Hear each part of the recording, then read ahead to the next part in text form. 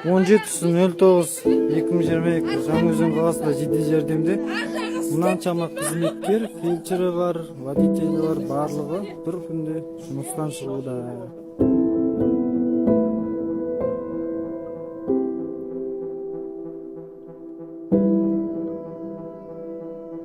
Должны со мной разговаривать по-казахски, тоже пригласите вашего, пожалуйста, пойдемте к лечебному вашему заму по лечебной части.